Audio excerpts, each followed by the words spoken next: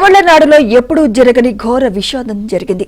Karur TVK సభలో జరిగిన తొక్కిసలాటలో 40 మంది మృతి చెందగా పలువురికి తీవ్ర గాయాలయ్యాయి. ఘటన వెనుక కుట్రకోణం దాగుందని టీవీకే ఆరోపిస్తుండగా పోలీసులు మాత్రం కొట్టిపారేస్తున్నారు. మరోవైపు ప్రభుత్వం ఏర్పాటు చేసిన కమిషన్ విచారణను వేగవంతం చేసింది.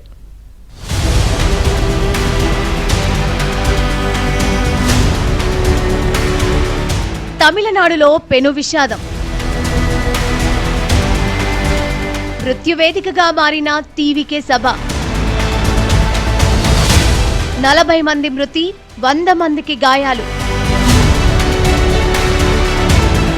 కుట్ర దాగి ఉందని టీవీకే ఆరోపణ.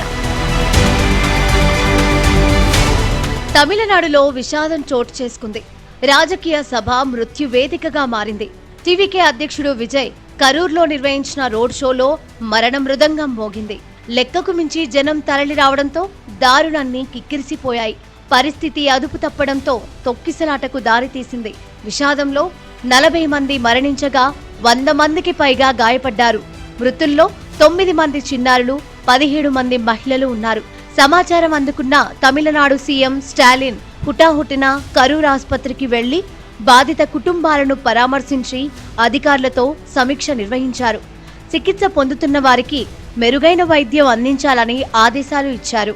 Unfortunate incident, 39 deaths have been reported, 17 women, 13 men, 4 male child and 5 female child.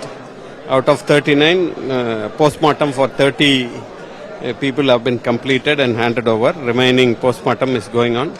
With regard to remaining admissions, 26 persons were treated in OP and they were discharged.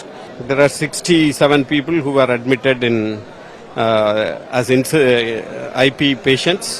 Tamil Nadu చరిత్రలో ఓ రాజకీయ పార్టీ నిర్వహించిన కార్యక్రమంలో ఇంతమంది ప్రజలు మరణించడం ఇదే తొలిసారి అన్నారు స్టాలిన్.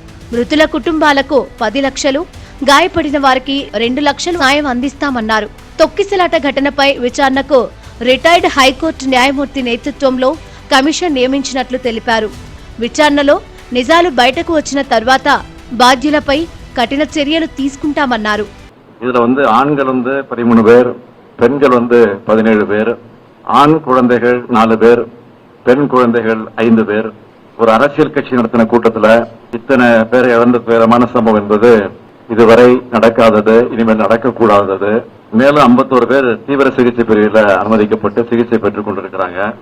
కరూర్ ఘటనపై టీవీకే అధినేత విజయ్ ఎక్స్ వేదికగా స్పందించారు. తన హృదయం ఇంకా భారంగా ఉందని, తనను ఇష్టపడే వారిని కోల్పోయిన బాధను చెప్పేందుకు మాటలు రావడం లేదన్నారు.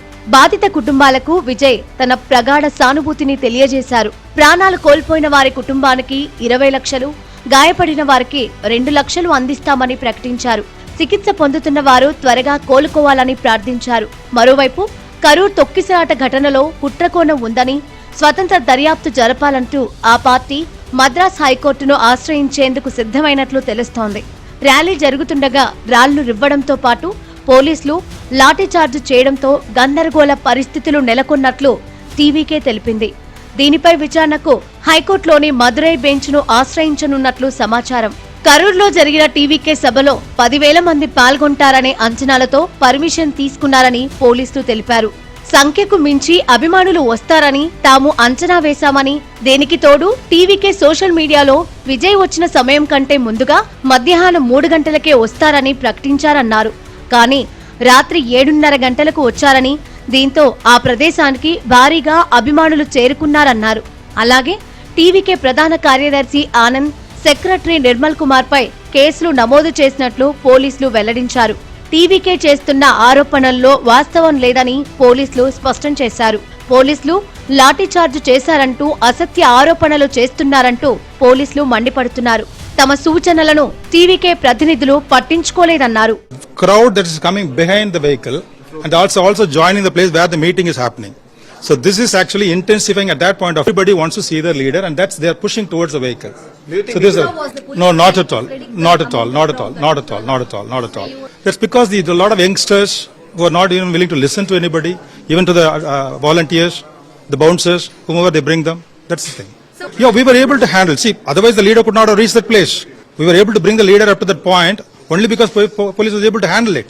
But what happened at that place is a subject for the examination by the commission. కరూర్లో జరిగిన తొక్కిసలాట ఘటన ఎన్నో కుటుంబాల్లో విషాదాన్ని మిగిల్చింది. ఎంతో మందిని అనాథలుగా చేసింది.